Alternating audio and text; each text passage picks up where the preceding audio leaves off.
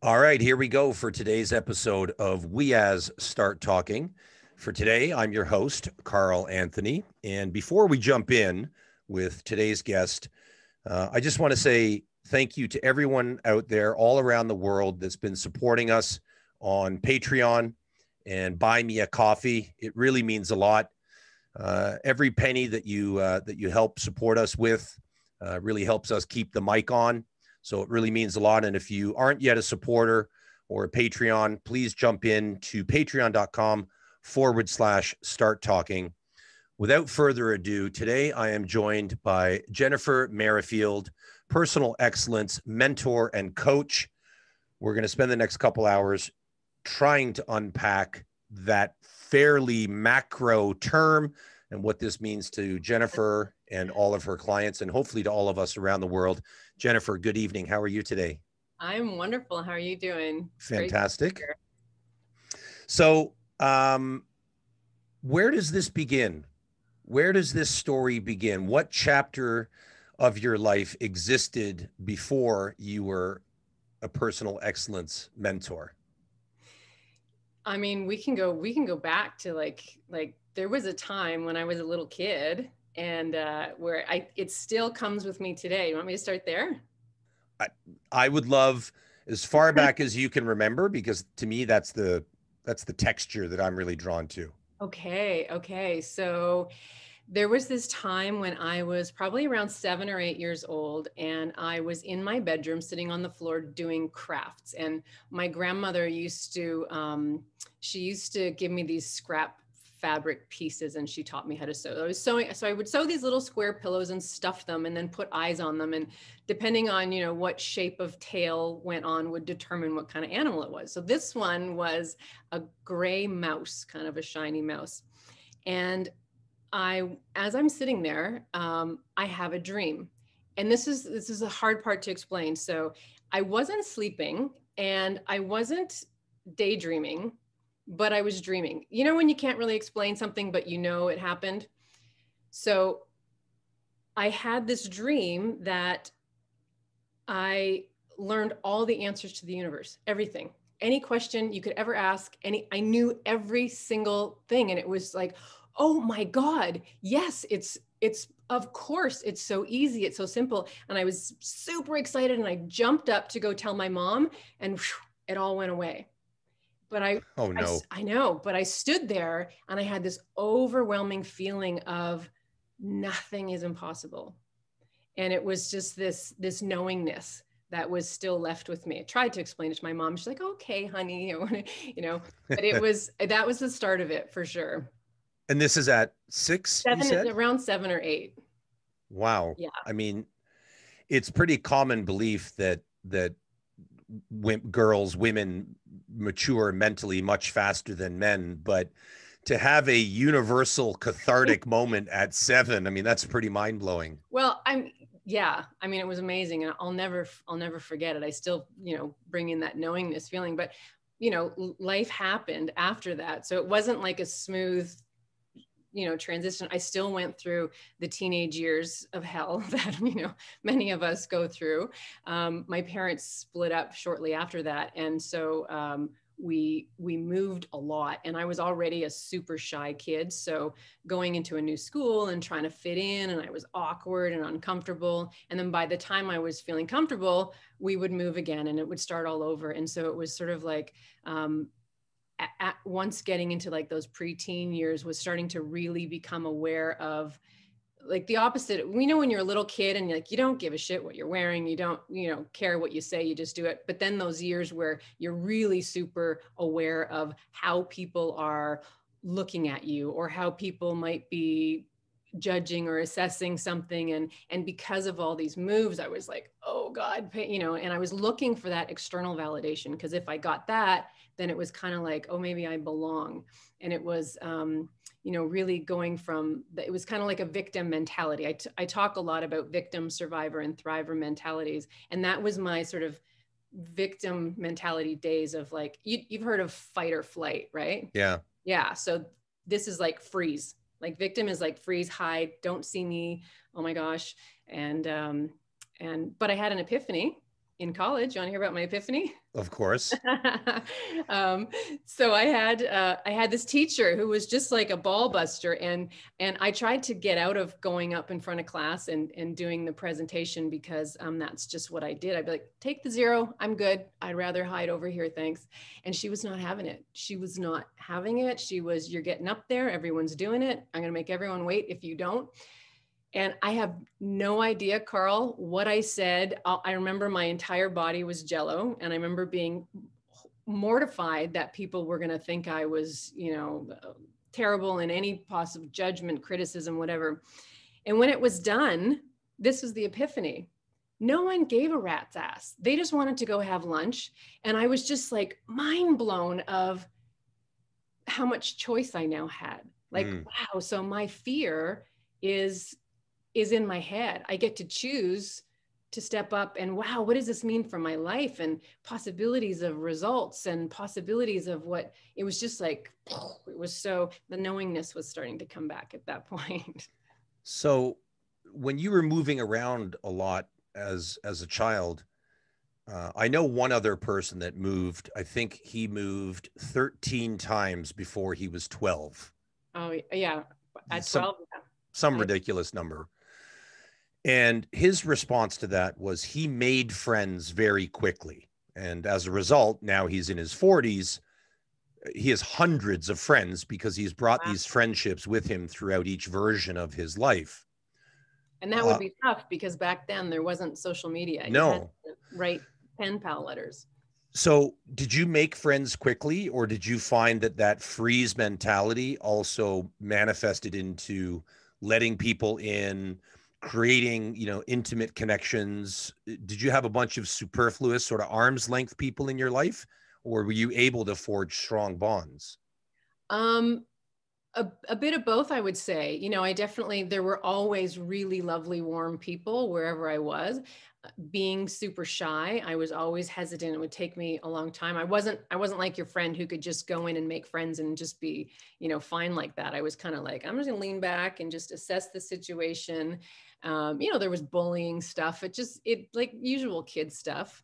But yeah, certainly I would say there's probably like one from each school that was like, okay, good. I got, but it was writing letters and getting stamps. And when you're a kid, it's a lot harder to keep that communication going.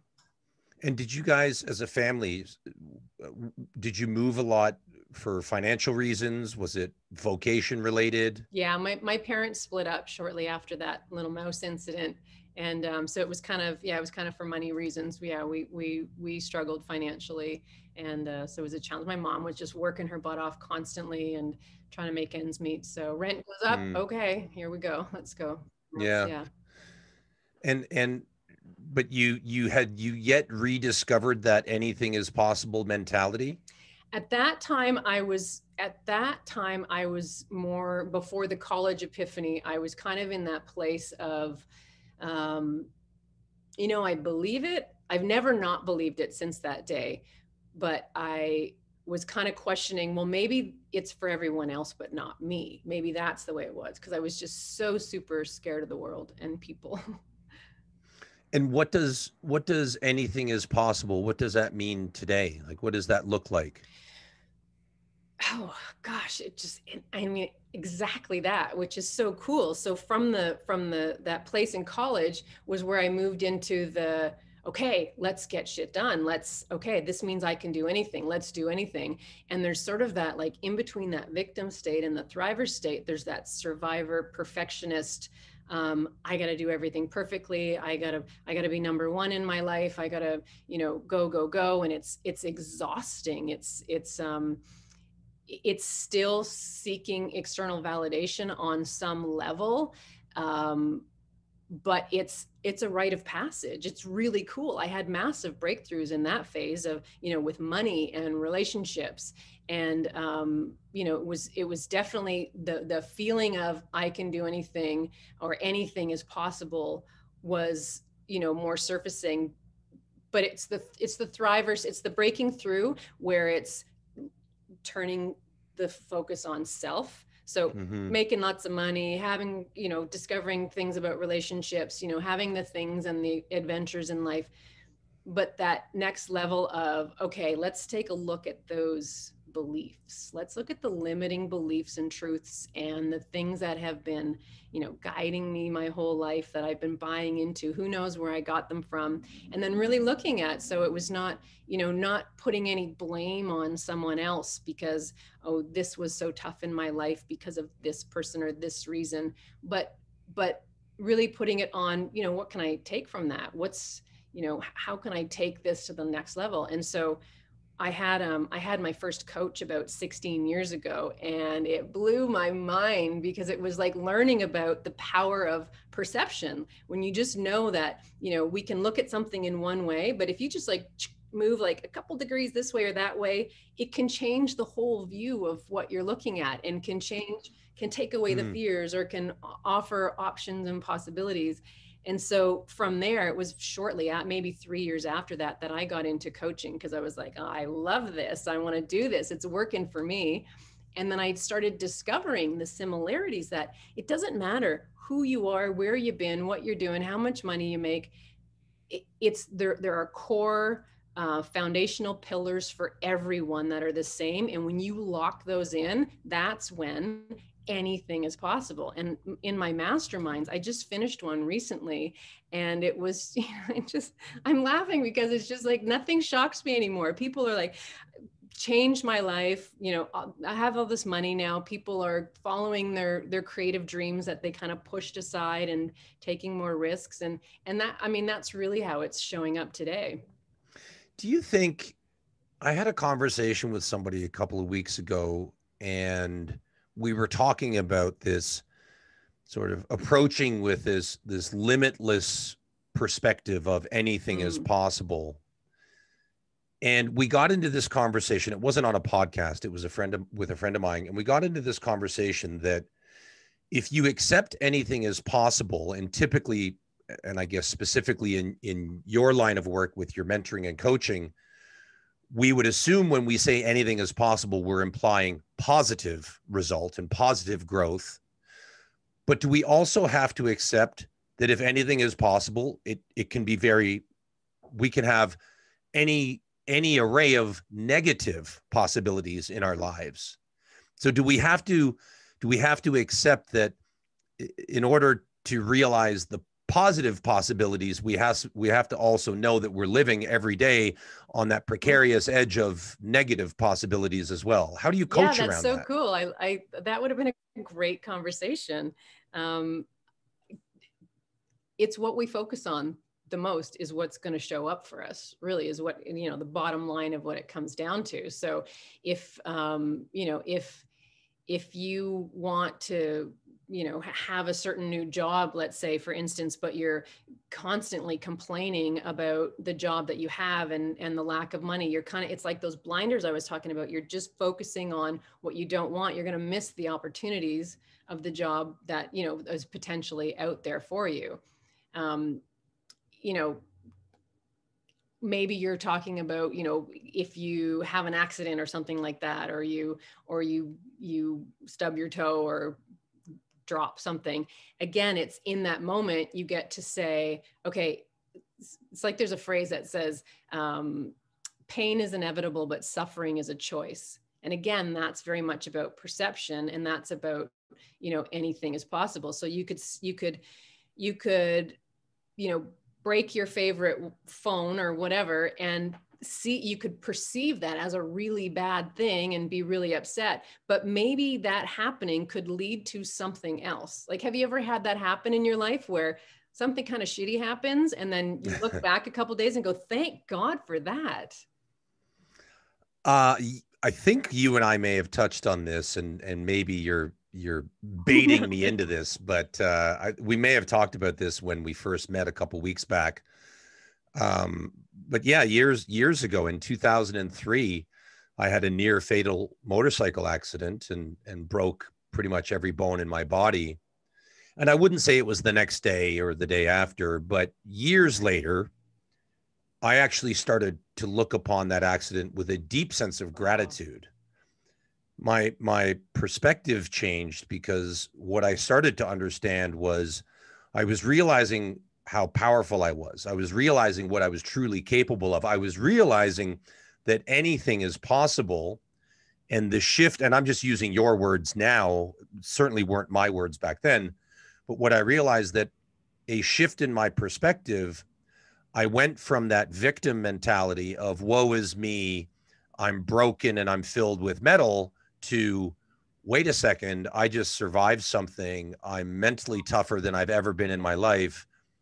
And I'm basically bionic because 3 of my 4 limbs are metal. So I guess yes is the answer. And one thing I've always struggled with, well, let's be clear, I've struggled with many things, but one thing I've always struggled with is how do we begin to understand which perception is more critical? And I would venture a guess that a lot of your clients think that augmenting perception of the world is the shift that they affect, when I'm guessing that augmenting the perception of yourself is really what you need to shift. Do you come up against that? Yeah, I love that perspective. Also, thanks for sharing that motorcycle story. That's yeah, there's just so much goodness, and it totally segues into this of you being the example of seeing the gift in what happened there and how this has benefited you in your life. Is you showing up like that can affect other people to get out of their pity party for something else that's going on.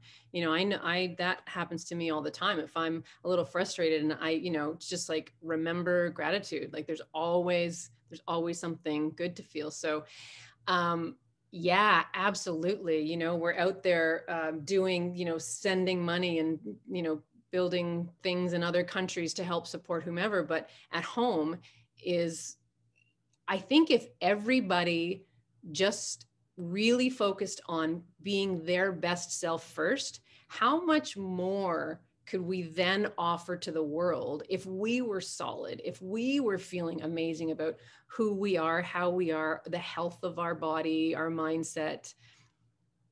Such a great question. I think you and I discussed this previously, but it's the airplane air mask metaphor. Yeah. When you're traveling and the flight attendants say if there's a depressurization in the cabin and the air masks drop, make sure you put yours on first. Yeah. And a lot of people would struggle with the logic behind that, especially if you've got, if you're traveling with a partner or children or, your elderly parents, you want to take care of them first. But then, of course, if you can't take care of yourself and if you suffocate, what good are you? Exactly. So it's that sort of mentality that there's almost a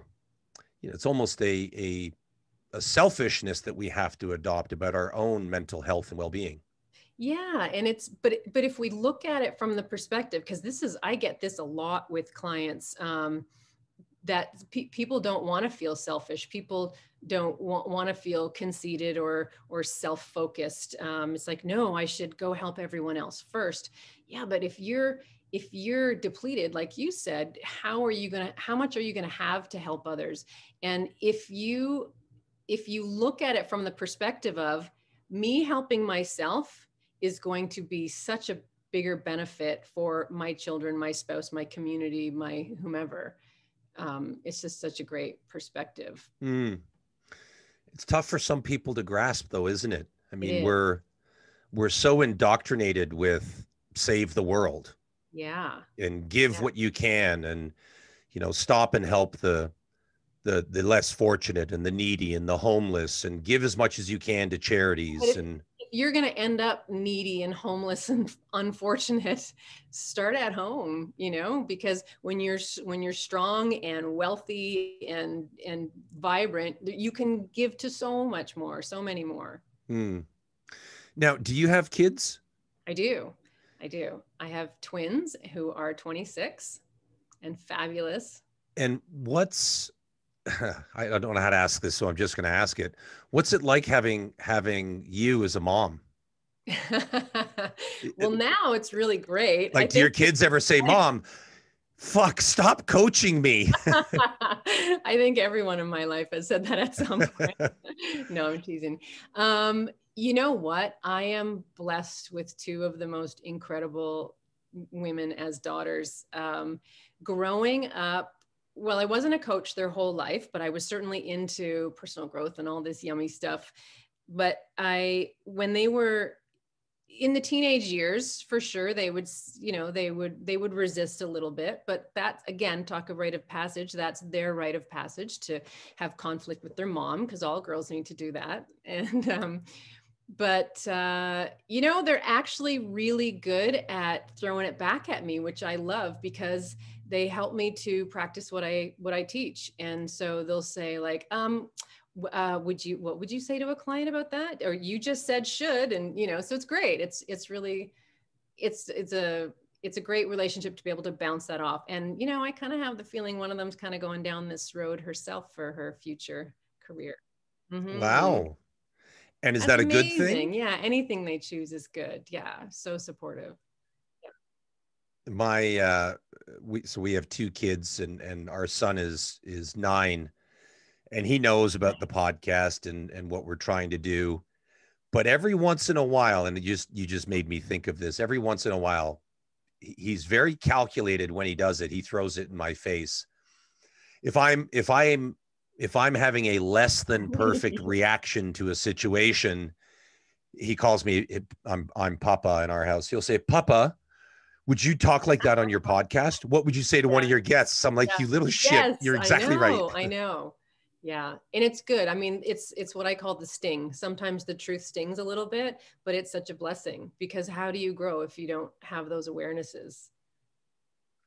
Oh, I like that. Yeah, The the sting. sting.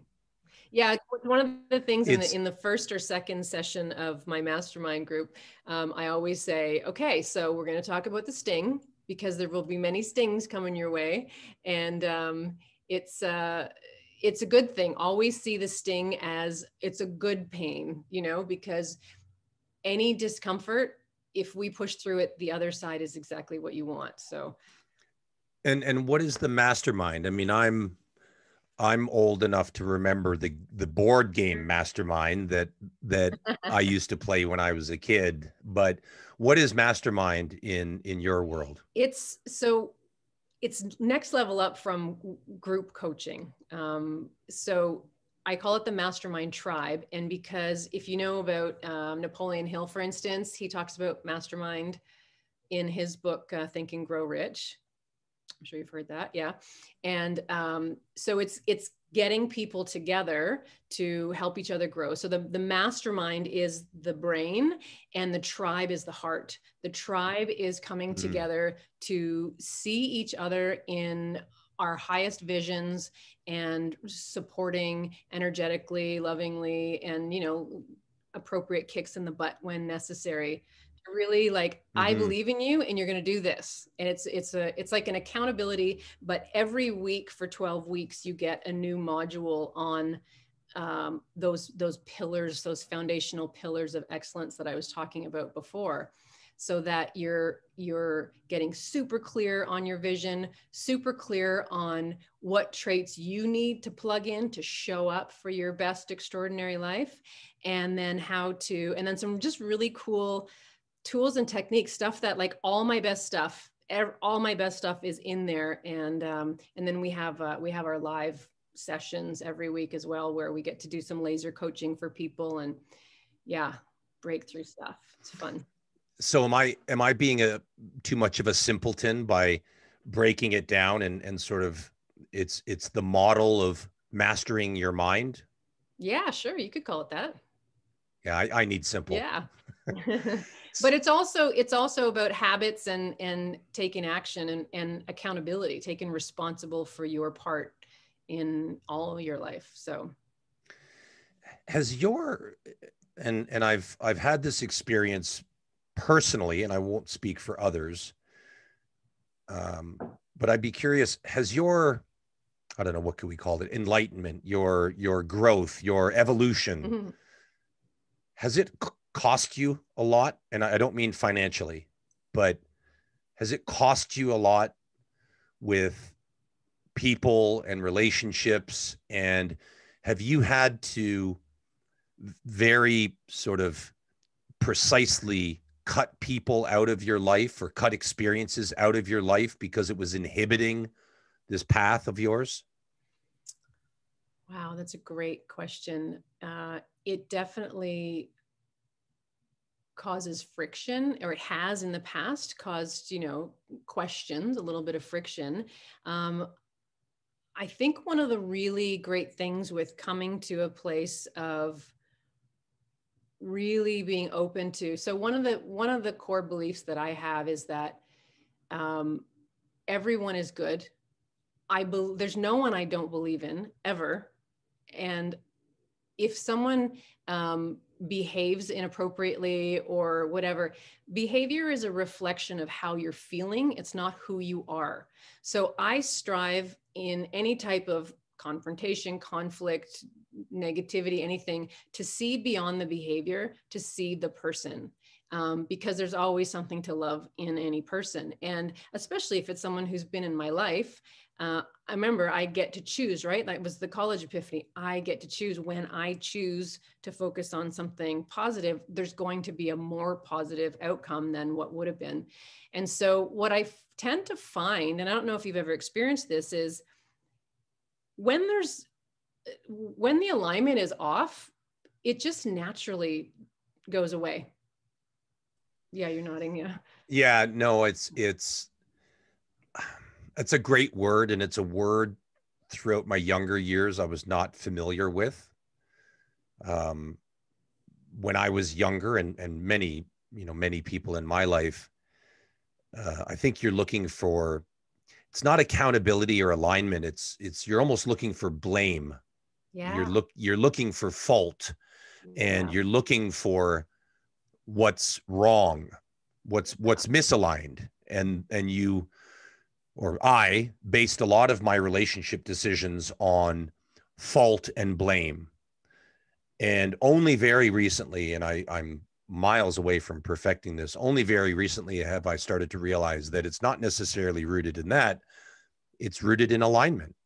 And Yeah. it's okay to not align with everyone. Yes, exactly. Oh, I love that so much. And don't get me wrong, like I went through all the things. Like I went through all the dark corners to be able to have the awareness. And I think that's what makes me really good at what I do. Is I'm not just preaching, I'm teaching. I've been there. I've been an asshole. I've been jealous. I've been judgmental. Exactly. I've been the blamer and complainer.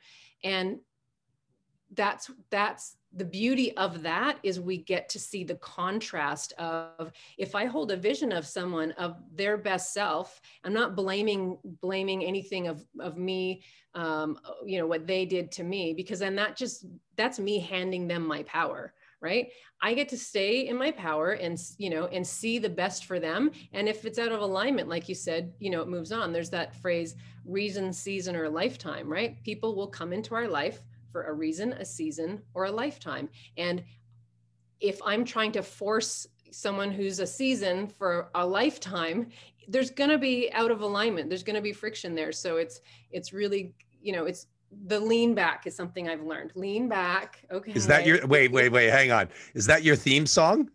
Oh, maybe. If it wasn't copywritten and wasn't Right. going to get me sued, I would put that on right now, but no, we're not going to Yeah. do that. Yeah.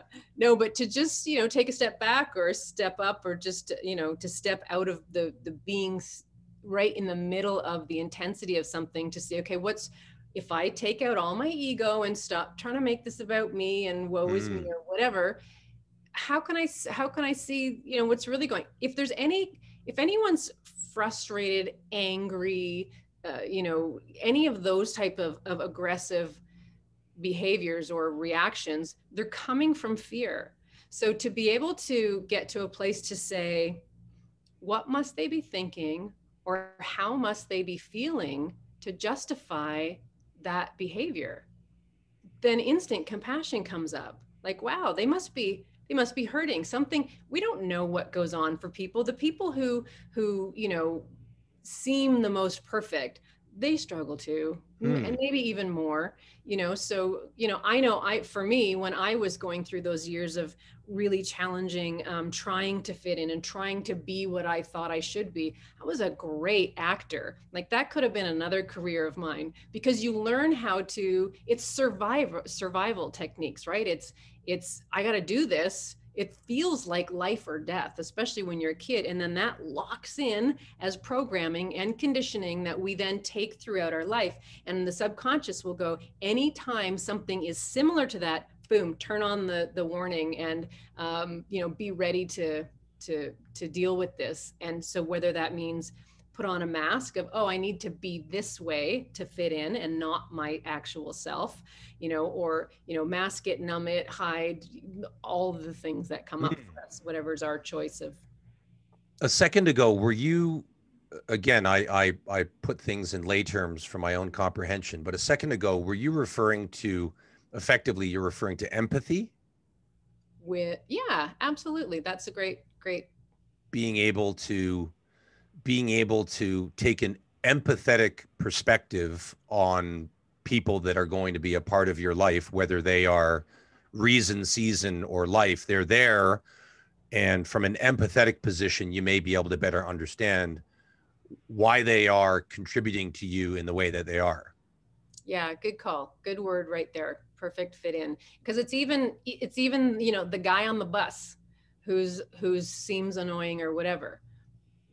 It's a human being who's got stuff in their life, and you never know why people behave in a certain way. So to make it about me and to go, wow, he's in my space with his annoyance and whatever, that's not seeing the person behind the behavior. And that's a reflection of my own insecurities and inability to be empathetic, to use your word. I don't want to sound naive, but there must be, and here I am making an assumption, but there must be exceptions to this mantra. I mean, there must be people in our lives, in our world, that are just truly degenerate pieces of shit that don't deserve our empathy. And I won't even mention categorically who those individuals may be, but yeah, they're people that are not uplifting members of our society. So how do I, if I want to live this empathetic, this compassionate, this understanding life, this reason, season, or life mentality, how do I make sure that I'm getting it right in discerning this person deserves it, for lack of a better word, and this person does not? How do I dissect that? Yeah, brilliant. So it comes down to boundaries at this point. And, being empathetic to a degenerate pain in the ass, I forget the term you used exactly. Being empathetic to that person is to not engage, not give it any attention or energy whatsoever, and protect yourself if need be. So there's something that I talk about is pre-paving, and pre-paving is planning in advance an action or a belief that you have, a response. So for instance, with boundaries, this is huge for so many people. This was a really big thing for me too, growing up, was knowing, okay, so we're supposed to be nice, we're supposed to be kind and be polite and all this, but then there's the boundary thing, exactly like what you're talking about, but happening on a more acceptable level, where, so one of the examples could be, so say for instance, there was someone who you were out in public, and there was someone who was either, let's say, a little off, whether that be under the influence of some substance or having a challenge of some sort. So what are your boundaries with this person? So we talk about the levels of boundaries. So there's the limit, and then there's the bottom line of, what's that word? Well, I can't think of it right now, where it's like the deal breaker. So the limit and the deal breaker. So if I'm out, so Toronto, I'm in Toronto, and there's lots of interesting people all around, and say there's someone who seems kind of sketchy. And so I would pre-pave. So my boundary with a person like that is, if they are near me, being belligerent in whatever way that is, but it's not affecting me, it's not close to me, I don't see it's harming anyone else, then that's acceptable. And I just carry on. My limit would be if it's now directed at me. If he's looking at me or directing something at me, now this is the limit of what is acceptable. Deal breaker is he's coming toward me, or he's in a proximity enough that this is a problem. And now it's like higher measures will be taken. Make sense? So then you take this to other relations. Like that's an easy one because it's someone you don't know. But what happens when this is someone you live with who is getting loud or disrespectful, or then we tend to shift our boundaries because we want to be nice, we want to appease, we want to, keep the peace at all costs. And that's when there can be conflict. So pre-paving, knowing in advance what's acceptable and what you will do when acceptable is at the line of limit, is brilliant, because in the moment when we're faced with something uncomfortable, we forget. Like we go into our emotional place instead of our logic, and we get all blundery, and we don't make the right decision. So knowing in advance, okay, if someone is yelling at me or insulting me or being disrespectful in some way, my response will be, maybe it could be like, I'm sorry, that's unacceptable. We can talk nicely, or we can take a 15-minute break. And if they continue, then you're now at the deal breaker. I'm leaving, don't follow me. But to know in advance is such a great tool to be able to deal with that kind of stuff. It's making me think of, and forgive me, I haven't done your mastermind, so my lexicon may not align with no problem with your coaching, but it makes me think of a tremendous amount of discipline required to sort of maintain these key pillars and to live them day to day. And it makes me think of one of my favorite books, Jocko Willink, a retired Navy SEAL, and now he's a motivational speaker and a philanthropist and entrepreneur. But he wrote a book called Discipline Equals Freedom. And effectively, and I'm paraphrasing 200 pages, but basically what he says is, the more disciplined you are, and people are instantly going to have this conception of what they think we're talking about with discipline. Yeah. Like, oh, fuck, go to the gym 7 days a week and run 100 miles. Sure, maybe. But in our conversation, Jenifer, the mental discipline required to stay focused on these core values and these pillars. Yeah. Do you find that that's truthful, that it equals freedom, that you are less encumbered by the typical day-to-day bullshit that most 100%. Of us have to deal with? 100%. Absolutely. And here's the thing is, again, we resist discomfort. And there's discomfort in doing something new, even if it benefits us, like pre-paving and then following through on what we pre-paved, because we're naturally going to fall back into what's familiar. We're going to do what we know, what's easy. It's like sitting on the couch, watching another episode. Oh, one more episode. Oh, one more bowl of whatever, because it's easy and it's familiar. And what's going to serve us more is the discipline to get up and, read a book or do something else that it's sort of like in the moment. I'm trying to think of an example to give you, but like food, for instance, if you have a donut, for instance, like I really want to eat this donut and all those sprinkles and all the, and you're just like, all the pleasure feelings are coming up and, oh, this is going to be so good. But if you think about in the moment, so you get the pleasure in the moment, but then later are you still going to feel as good later as you did right now? And that's kind of the thing I say is, if you're going to eat the donut, love the donut, enjoy the donut, do not feel guilty about the donut, or don't eat it. But if it's, if you're eating donuts every couple hours, then maybe you might want to look at how that's working for you. But it's the discipline part is can you step out of the discomfort to see how much more benefit you're going to get later? Exactly like what you're talking about this book. It will blow your mind. Well, you probably already know what people can accomplish in 1 year, change their entire life with discipline. And it sounds like, oh, it's hard work. I don't want to do it. It sucks. And it's not for me. Yeah, anyone can do it. Anyone can do it. And then once you create the new habit, it's not hard work anymore. It's not discipline anymore. Now it's your new habit rather than sitting on the couch. I love what you just said. People do think, oftentimes, let's say for the sake of ease, changing for the better can be very overwhelming.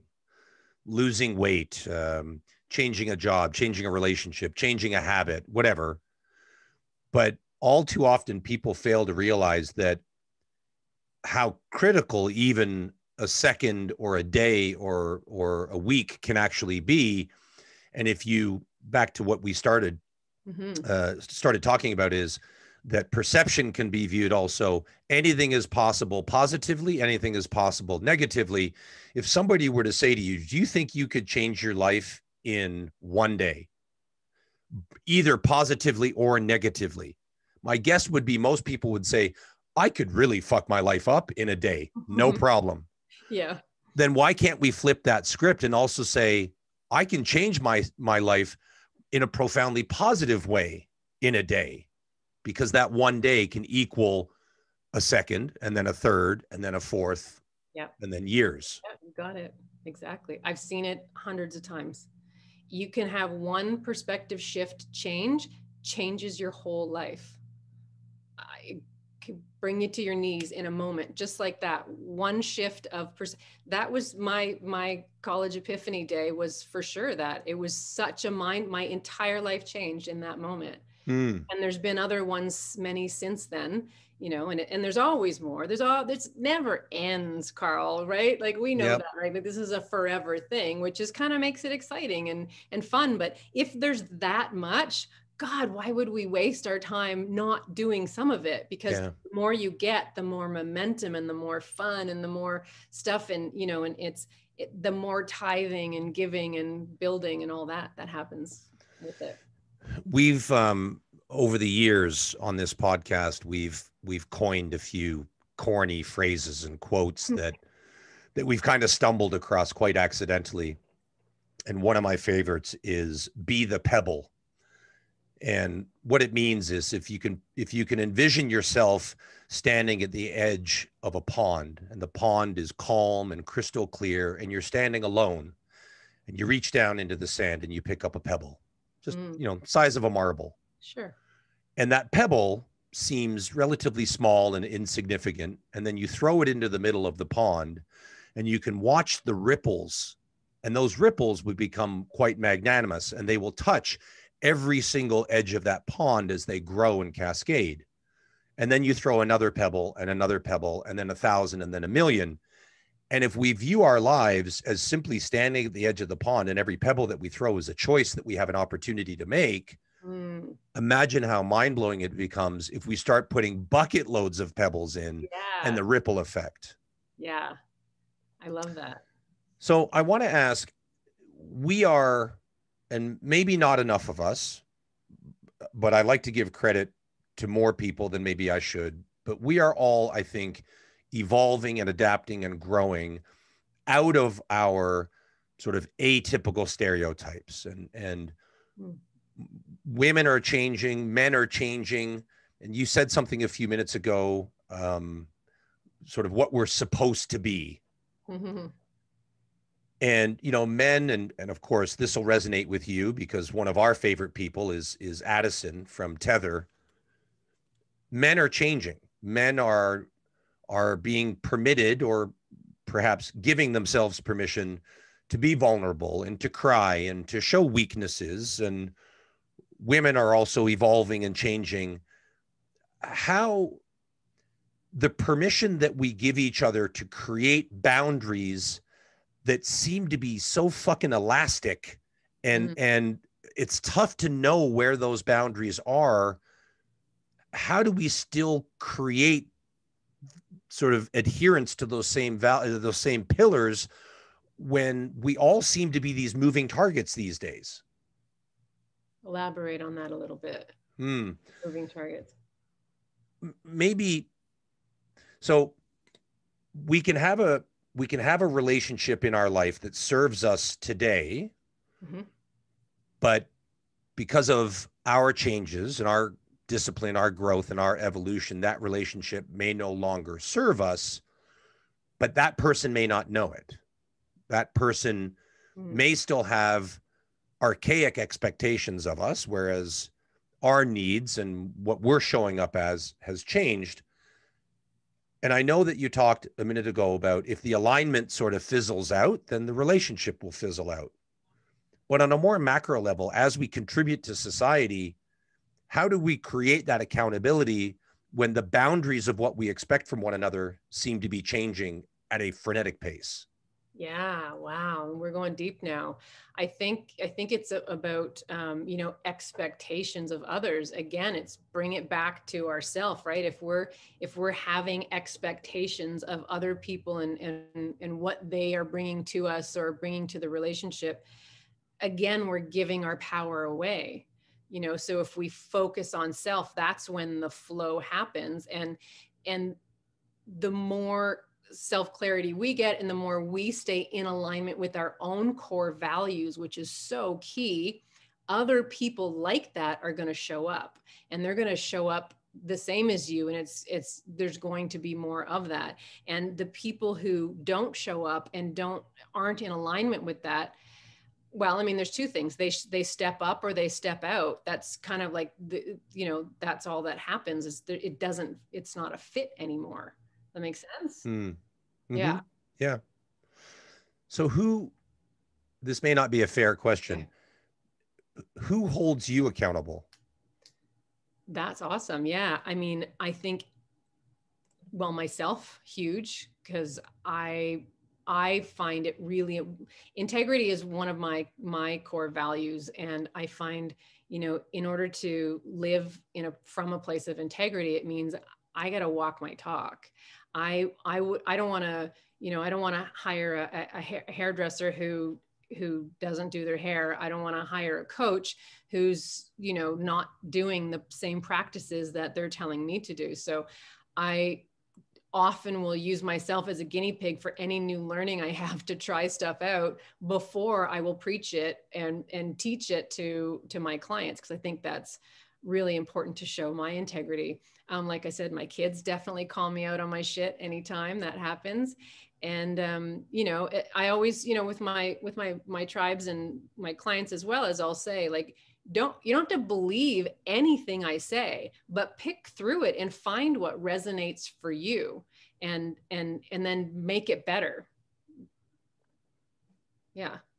And what, this may be a bit of maybe more applicable to a sports analogy, and I'm by no means a sports guy. So if you start spouting off stats and rosters and teams, then you'll lose me. But I've heard lots of times, as I'm sure you have as well, those that can't do, coach.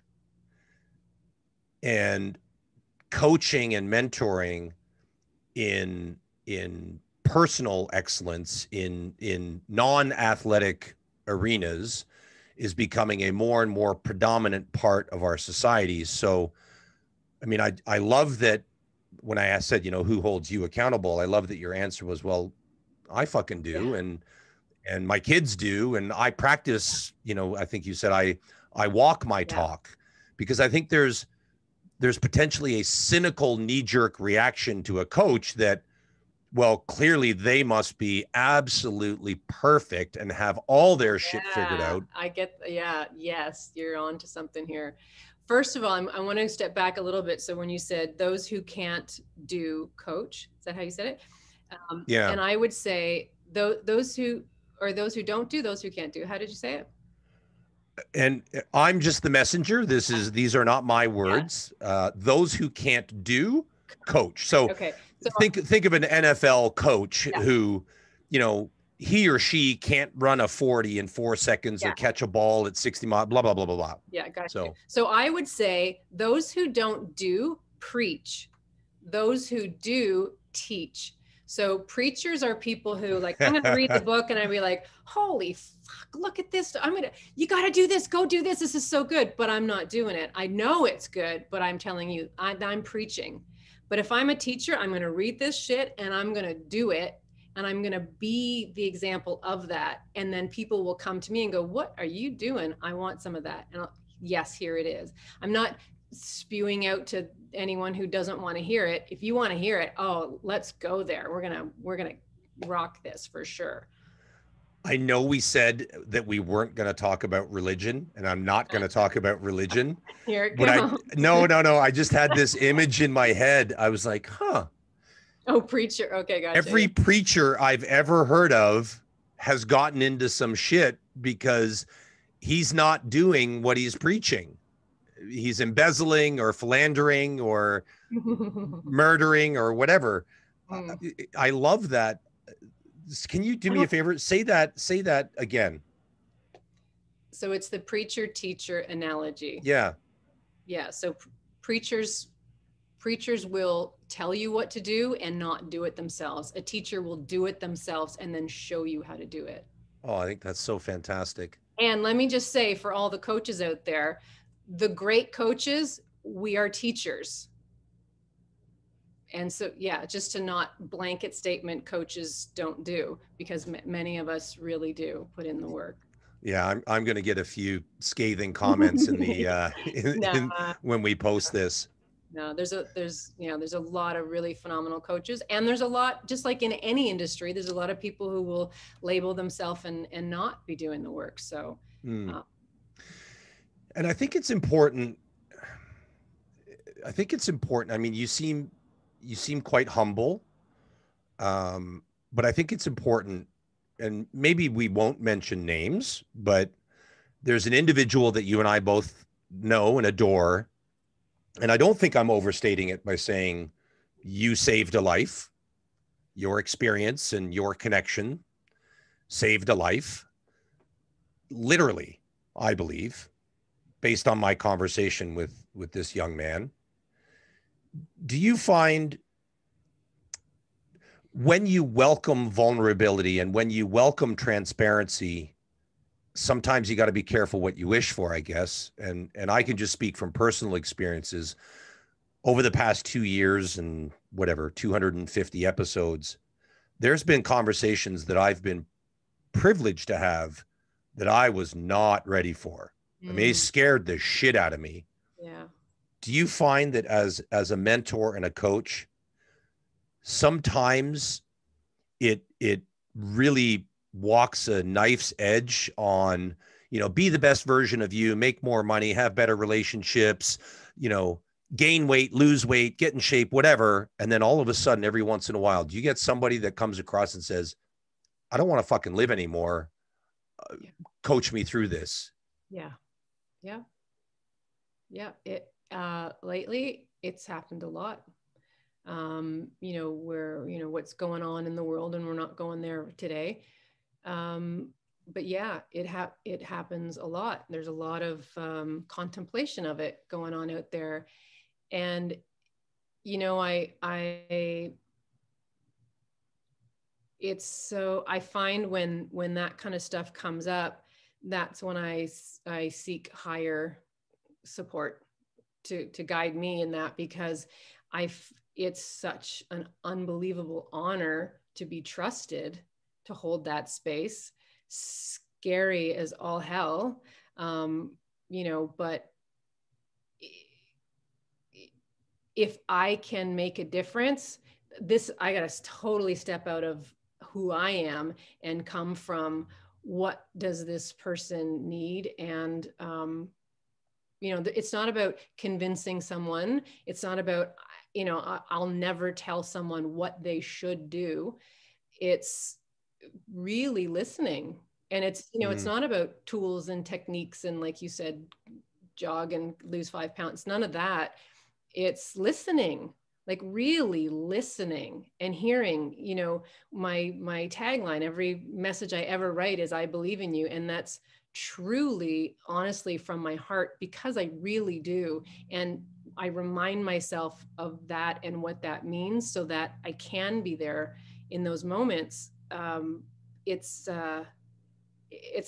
it's a massive honor, and it's something that is not, it's not about, none of this is about the tools. None of it is about what you should do in your morning practice. Those are all wonderful things, but it comes down to when we're really heard and when we're really seen, something shifts. Something allows us to, it's like getting permission, not that we need permission, and I can't think of a better word, but it's like permission to show up.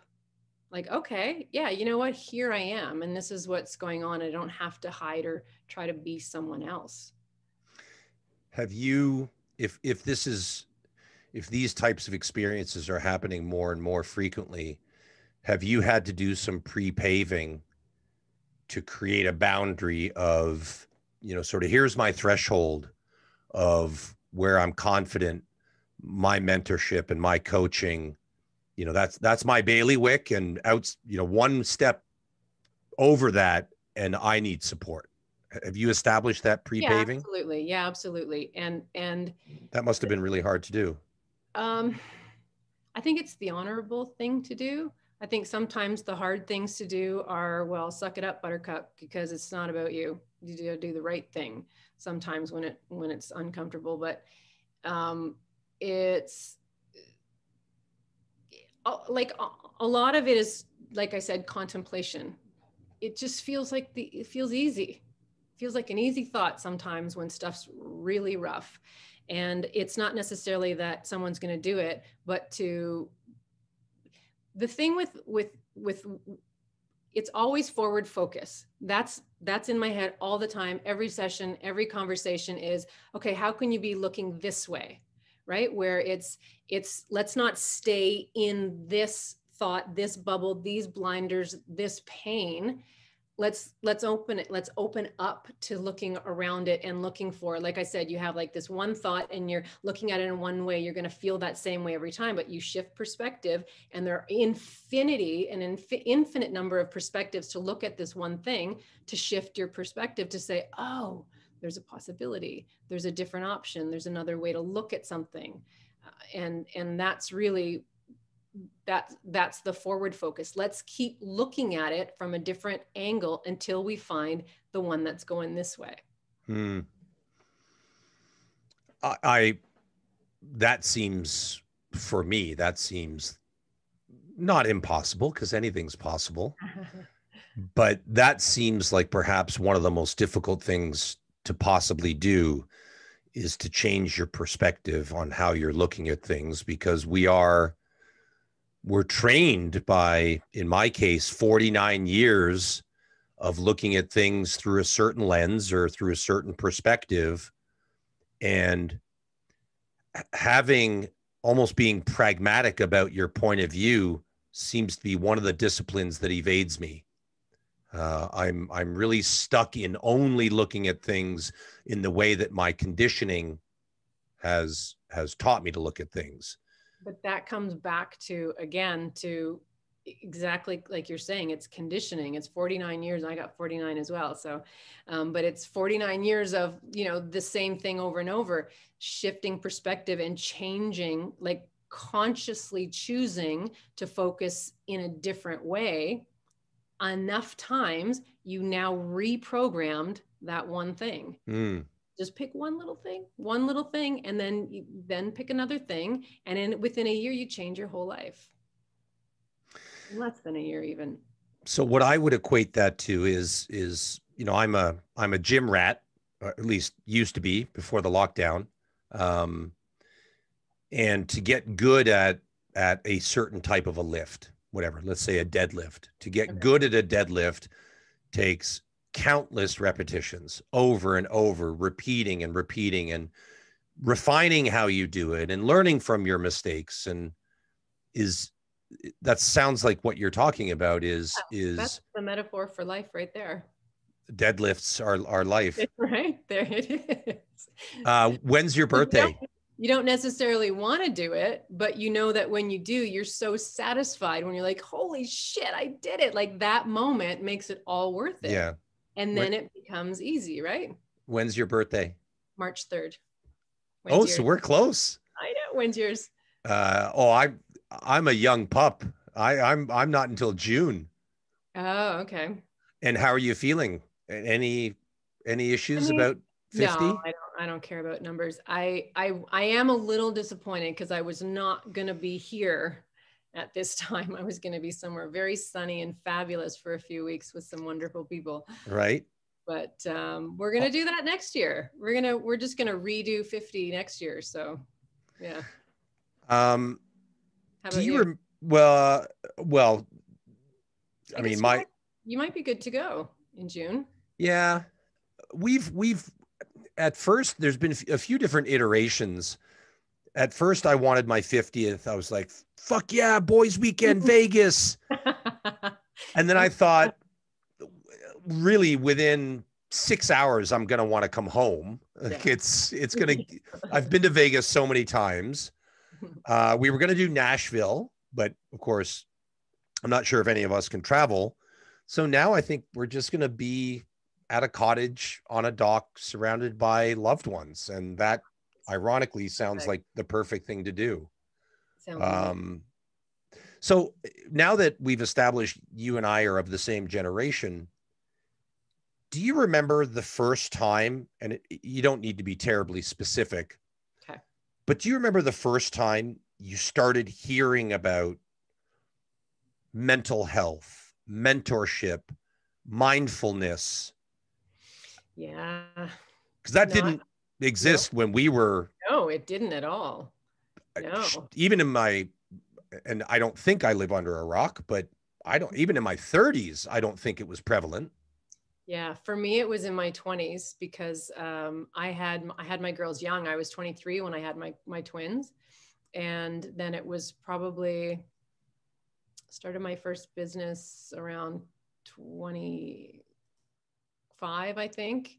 And then started getting into, like, as my kids were growing and all that kind of stuff was happening, and researching how I can be a great mom. And that's when I started discovering, like, the what did they call it? The personal growth section in the bookstore, which was small at the time, which is now like rows and rows of help yourself. But yeah, and that was kind of like, wow, this is good stuff. Very cool.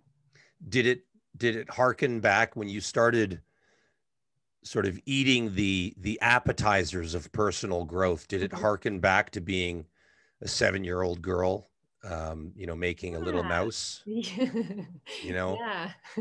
Did you sort of feel like, maybe, wait a minute, I'm starting to flirt with that universal knowledge again? Well, it was kind of like, okay, so people know about this stuff. This is good. And they know a lot. And even just some of the books that were written like many decades before, it's like, okay, so there's a thing. How come people don't know about this? How come it's kind of cool how, coaching has like exploded in the last few years. Did you find that it was, I'm just thinking of some of the personal growth books, and we're just using that category, but some of the personal growth books that I read back in the day, and I may be wrong, but I found that a lot of the conversations were geared towards men. Like business stuff, you mean? It was about, like, the business sort of books? It was about business. It was about money. It was about physicality. It was about sex life, but it was all sort of geared towards men and the sort of the man up mentality, and be a man and take charge and conquer. And I love the evolution of these conversations and how we've really started to tone down as a man. I love that we've started to tone down the whole man up and be a man rhetoric, and actually just focusing on, hey, just let's start with be a good person, and then we'll worry about gender. Exactly. Yeah, but I think I So, was reading the girl books then because I thought it was more directed toward females. and what would you like? Help me understand if you can go back to your 20s. It's funny because I was drawn to these conversations in my 30s, you in your 20s. What sorts of things were influential conversations that you were reading Like about? what book was I reading You know, or? this is, well, maybe Yeah, not specific titles, but do you remember the themes that you were starting to get introduced to 25 yeah, years for ago? sure. It was things like, um, I mean, very much the root of the stuff we've been talking about today, choices, accountability, um, listening but like hearing, not just listening, but like hearing people, um,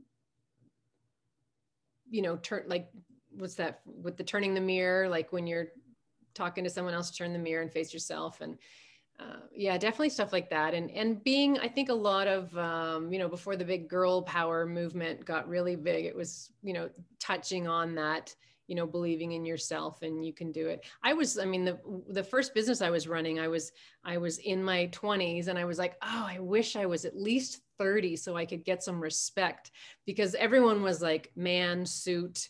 You certainly weren't working from home, and you certainly, weren't a single mom or whatever. And it was, so it was really having to bring in that sort of masculine side of exactly what you're saying, like get it, thrive, warrior, being that. And then saying like, oh, I'll get my accountant to look into this for you, and then I'm the accountant, I will figure it out. Oh yeah, when I get back to the office, get home, kids are running around, and so it was, yeah, so really those books were on, being able to thrive, giving yourself permission to step into this man's world and whatever. And then yeah, and then that whole soft thing was definitely in there. When you became, and if this is too personal, then just tell me to fuck off. But when you became a mom of twins at 23, um, was there a chapter of your life where that was sort of being a mom? Was that inhibiting you from being an entrepreneur, Oh no. from growth? Was there any aversion of that, or No, not? it was one of, if not the best thing that ever happened to me. It gave me such focus. It gave me something incredible to like, the whole world changed when I found out I was pregnant. And my husband at the time, the shock factor certainly was there, but also everything changed, because it was, I'm now considering there's humans in my body. Like, wow, this is a really big deal. Like, I'm making people. Like, this is, we didn't know if it was boys or girls at the time, but it was, all of a sudden I became conscientious of language and pollution and, what I'm eating and all these things that I didn't give a shit about anything at the time. I was just having the time of my life. So yeah, definitely did not hinder. And I made it work. Like, it was the Mm. balance that I loved. So I was running my own business and having them. And so it was like just really practicing learning about structure and time management of, okay, got to do kid stuff in these blocks of time. In between, I'm going to like get as much work done as I can. And then there was like the 2 hours at night that was like the no answering doors or phones zone. This is just me and the kids. And then they go to bed, boom, get back into the business mode again and get as much shit done as I can until I can't keep my eyes open anymore and go back to bed. I loved it. I loved that whole mom thing. Yeah. Yeah, yeah. I, of course, not me, but I had my first child when I was 28, and whether it's me or whether it's my gender, was barely able to comprehend any of the sort of the emotional philosophies that you just shared. That the accountability to that human being didn't exist until many, many years later Mm. for me. I think until we had a daughter first, and I think until she was, I want to say sentient, but of course, they are that when they're born. But until we could actually have a conversation And until she could call me on some shit, then I went, okay, you're not only an equal, but in fact, you're better than me already, and you're 5. So I better smarten up. If we want to try and get a hold of you, I'd love for you to talk about your website. I know that there's maybe an announcement coming. You're working on resurrecting your podcast, which I can't wait for. Your mastermind. How do we get involved in the mentorship and coaching program with Jenifer Merifield? Yeah, so I have a new mastermind coming up March 11th. And you can get more information on my website. You can also get a free audio, a morning wake up audio on my website, which is really cool. If you log in there, you're going to post the links and everything, so I don't have to everything. Yeah, right now? Yeah. Okay. No, everything will be in the show notes. Yeah, I mean, come and find me on LinkedIn or Instagram. I'm not a big Facebook person, so LinkedIn, Instagram for sure. Come to my website. And yeah, if you want more information about the mastermind, it's absolutely phenomenal what people are doing. I'm super excited for the next one to start. Without breaching any confidentiality, because I wouldn't want you to divulge anything too private, but what does the future look like? I kind of get the sense you're just getting started, like you're peaking and building up some inertia. What does the future look like? So do you mean like more of my work and all those wonderful what I'm offering? Is that what you're asking? You tell me.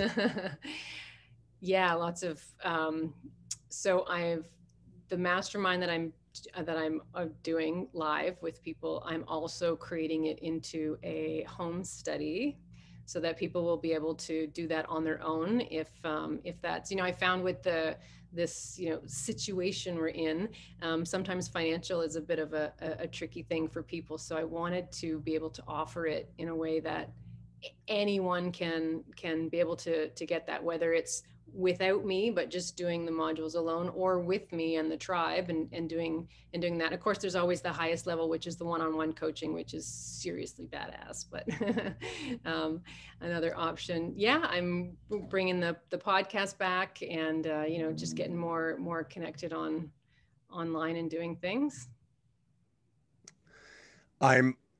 There's a question I'm dying to ask, but I'm terrified to ask it. But since you mentioned it, I sort of made a note off to my right when we were, no, it's an uh-oh for me. But I'm dying to sort of say, so am I a reason, a season, or life? And it's rhetorical. I'm not expecting you to answer that, but I guess what I want to unpack before we sign off, I mean, I'm going through some structural changes with some relationships in my life, and particularly some of my buddies as I grow and evolve, and a bunch of other superfluous words. And what you've said a lot of profound things, but the reason, season, or life has really helped me start to try and frame who is in my life, and in one of those 3 categories, why they exist categorically.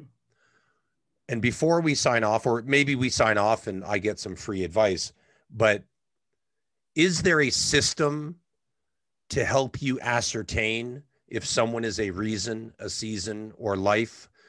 Or is it instinctual, gut? Are there metrics involved? How do we assess which one of those 3 somebody is?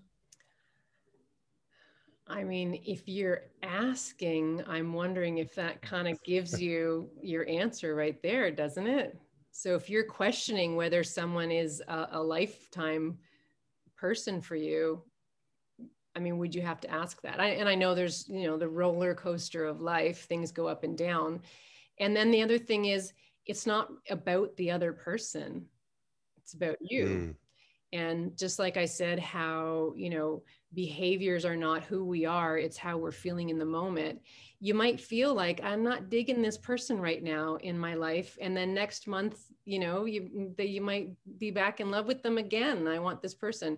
We go through different phases in my life. When I was a very young mother, my friends were bombing around Europe and partying and doing all these things, and I was not lifer for them. I was the season, because now I was the mom and I was not going out and that. But then, later on, once the kids got older and there's babysitters and things, then it shifted, and I started getting invited to these things again. So, it just depends. Are you coming from a place of like friction with these people, or is it you're just outgrowing them, or they're just doing something different in their life? I think that was a question. Yeah. I wasn't sure if that was rhetorical to all the listeners, but for me, I think what it boils down to is more often I am becoming conflicted with how I feel when I've invested time with certain people. I used to be able to invest time with these people and feel fulfilled and happy and joyous. Now, and I'll use your donut analogy. Mm-hmm. Now I'm still eating that donut because it gives me that very immediate temporary satiation, but afterwards I regret eating that fucking donut. Right. And the reason why I wouldn't say I'm entirely a metric driven person, but I tend to categorize things. I'm very sort of absolute. So that's why I was asking about how do we compartmentalize, and you answered it. I hate you for it, Captain Obvious, but you answered it perfectly. But maybe they can all coexist, much like your friends off in Europe. You were still a season, and maybe they come back from Europe 3 years later, and maybe then they're envious of you because you got your shit together and 2 amazing, beautiful daughters, so. Well, I think, what, Carl, I think it comes down to, what else is going on for you? What else is going on when I don't want to get personal about the situation. We can hang on after you. No, please do. But unless you want to give like an example of what's going on with the donut. I love that we're just calling this a donut. What is it you don't like about this donut? Too many sprinkles? Yeah. Overcooked? Yeah. The donut, I'm trying to, how can I slay this metaphor even more? Yeah. The donut just leaves a sour taste in my mouth. Okay, that could be interpreted way too literally. Let's move on from the donut metaphor. Yeah, okay. I just think it's create one of those little pebbleisms. Pebbleism. Hang on, I got to write that down. Okay. It's a pebbleism. It's not a Jenifer-ism or a Carlism. It's a pebbleism. I just think we talked about this earlier in the show. When experiences start costing you more than you get back, that's when it starts to make me sad. Yes, I agree. And this is where I would say, what are you giving or not giving to this relationship? Like, what's your part in it? Because we can't change them. You can't change anyone, unfortunately, because we would have all done that with the whole world by now. But we can change ourselves. And when we change ourselves, the shift often shifts these uncomfortable relationships. I am not giving them my boundaries. I'm finding myself in situations where I'm being fake.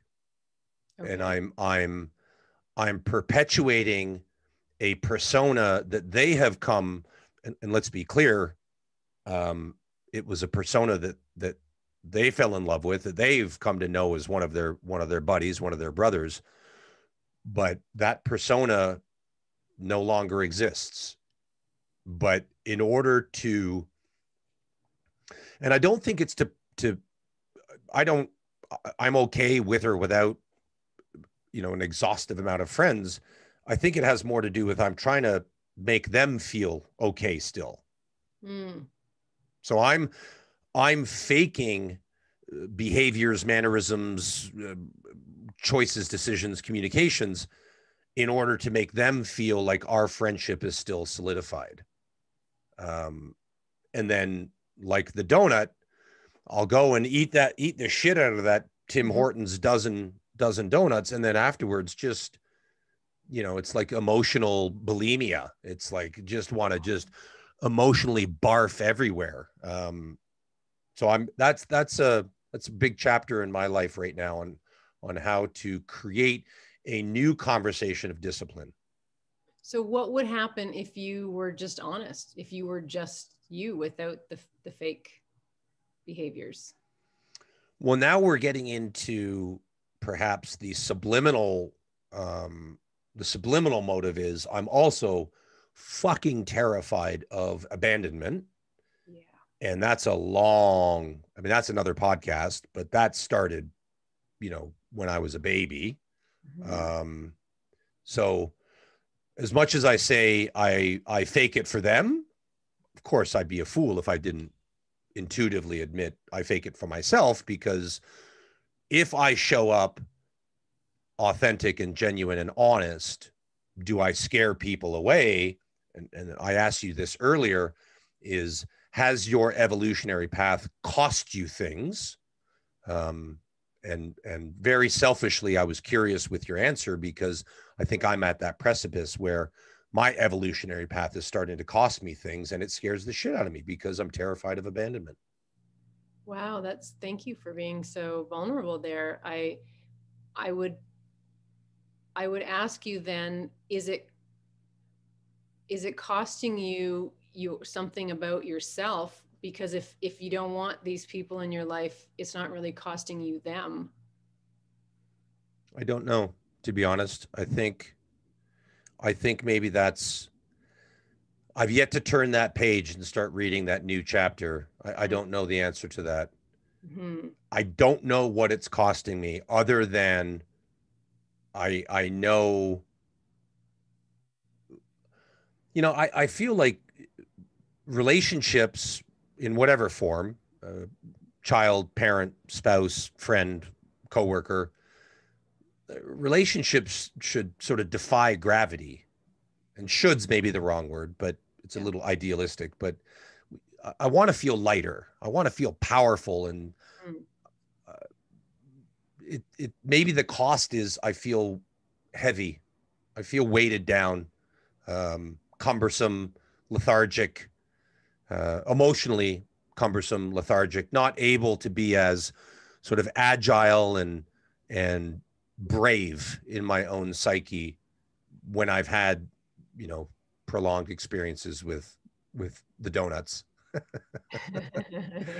So do you think then that these, so would you prefer then to not have them in your life? I don't know. That would raise another series of, if given the choice, I think I would prefer. So when I was a much younger man, I always wanted people to break up with me, because it validated everything.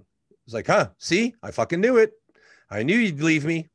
That's why I treated you like a prick, because I knew you'd leave me, and you just validated that. I think I want people to leave me. And maybe want's the wrong word, but I expect the emotional habitual nature of my psyche is I expect people to leave me. So then I create this construct of fear around not leaving them, but making pretty damn sure that it's easy for them to leave, thus perpetuating the vicious cycle. Am I going to get a bill in the mail for this? No, not at all. Not at all. So you believe that if they, so you have the fear of them leaving you. And so what's your belief about you leaving them? Because instead of leaving them, you are faking it.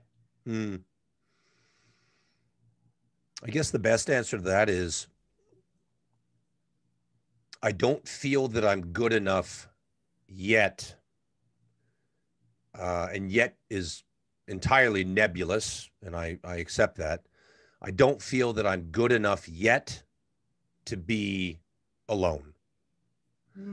So I still need the noise. I still need, and I'm sorry, Jenifer and all the listeners around the world, I still need the sprinkles on my donut. You know, it's running with it. It's so yeah. How can you choose to, you prefer to have them in your life, you prefer to have the noise. How can you choose to make that the best possible? How can you choose both? Choose to make that the best experience possible and honor yourself at the same time. Well, I guess that's the $1 million question. My answer right now would not be an intuitive one. It would be hypothetical and not honest.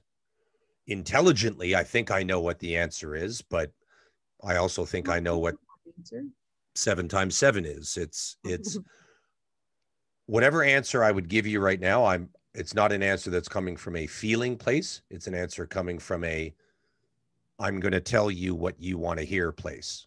There's nothing that I want to hear. I'm just holding a space for you, whether it comes from that place first, and that could be the first step to coming to another place. So I'm understanding that you're believing that you need to come from an emotional place to find the answer. And so maybe the emotion is the fear for you. Very much so. But ironically, the emotion is where I live. And those that are, and we've talked about this before, and it's part of your lexicon, those that live in my tribe, my wife, for example, and my very, very dear close friends, and my children for sure, they know I'm governed by emotion, almost to a fault, almost in a lack of logic and comprehension. So it is interesting that once I get sort of one step outside of my tribe to the sort of the peripheral influences in my life, and once there's risk associated, because my tribe, there's virtually no risk. If I'm not violent, if I'm faithful, if I'm, make a decent living, et cetera, my tribe will love me and accept me almost forever. But it's the periphery. It's the ones that are just a step outside where for me there's risk. And if there's risk, then it's really tough for me to manifest emotion in how I communicate, because my emotions are not, this is my assessment, they're not easy to comprehend. They're not easy to get along with. It's a lot. Yeah, I mean, there's so many different directions we can go with this. I love it because you're very in touch with what's going on, and you've created your, what feels comfortable and what you know about it, and that's a wonderful first step to go there. And then I would say, we could challenge some of those beliefs on how much, maybe we can dig down a little deeper on how much emotion do you think they need, and maybe if we adjust that amount, you would feel a little bit more comfort. We could play with certain people, or pre-paving a certain phrase that would put you into your power in those situations versus put you into the mask of the fake stuff.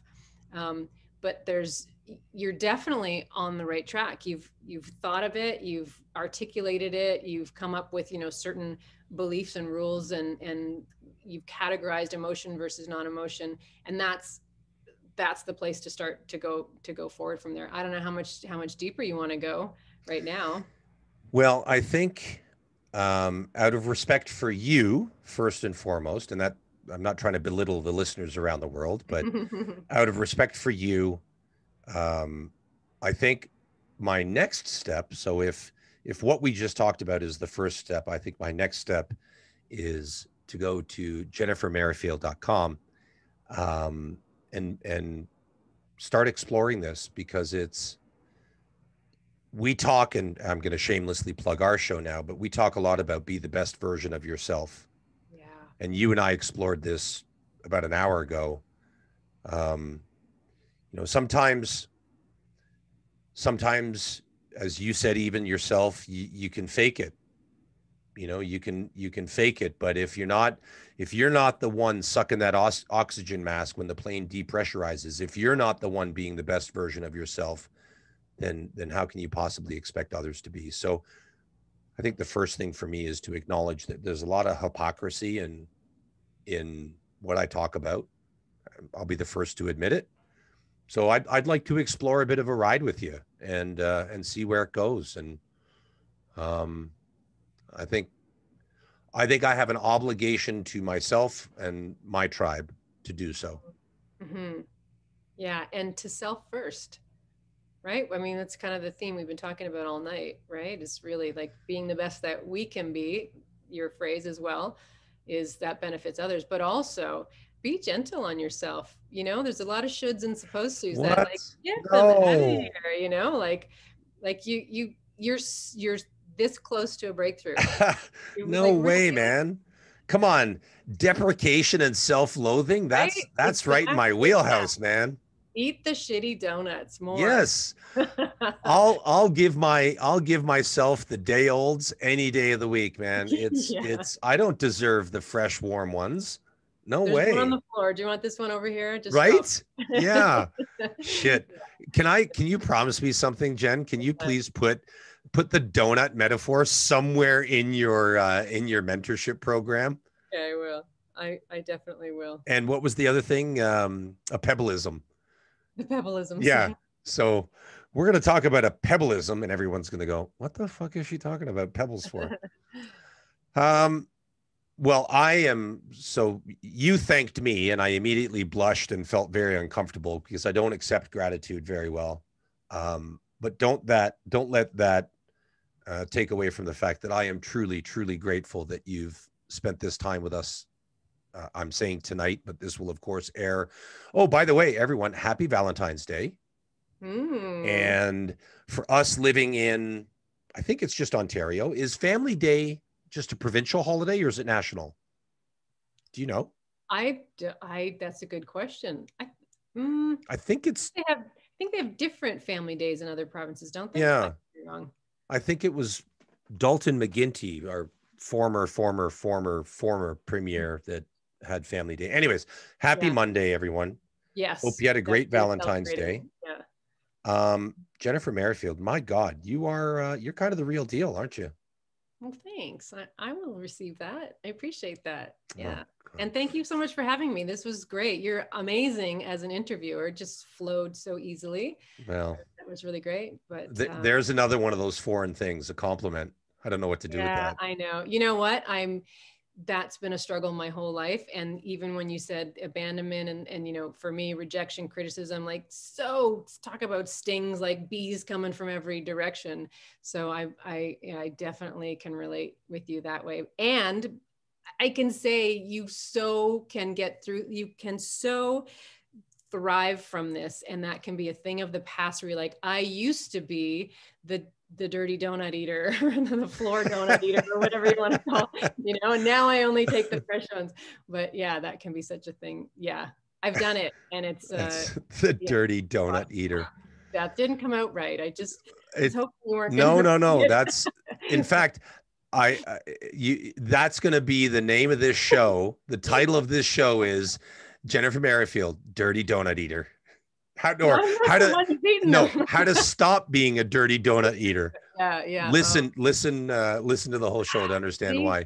the foot's got to go in the mouth at least once for me, at Well, least once in a show. that's humility is born from putting your foot in your mouth.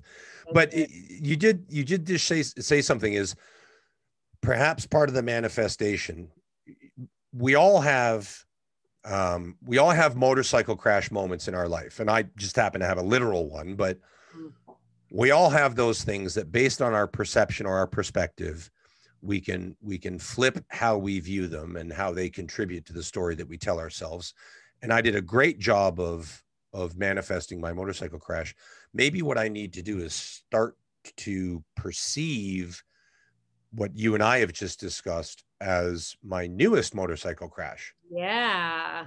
How do I leverage it into something that's powerful and cathartic and life-changing? That's amazing. That's a great idea. How do you do that? Maybe with your help. Yeah. I lied. I have one last mastermind. Join the next mastermind. Yeah, I think I will. I actually have one last question, then we're going to sign off. Yeah. Since your dream, when you solved all of the plausible equations of the universe at 7 years old, have you ever, do you remember as a kid, do you remember there was a magazine called Omni, OMNI, and it was a science and science. Yes, I love that magazine. One of the things that, and I used to read it was my National Geographic at the time. And one of the issues talked about how to control and manipulate your dreams. Oh. And there was a long article on how to walk yourself through the process of controlling and manipulating your dreams. Now, fast forward 42 years, you've had 42 years to try and revisit that one fateful evening when you had it all figured out. Have you ever therapeutically tried to revisit that experience through hypnosis or mushrooms or, DMT or whatever? I have had similar experiences since then. Yes. Is the answer to everything 42? Yes. Shit. Scott Kelly, you're right. Damn you.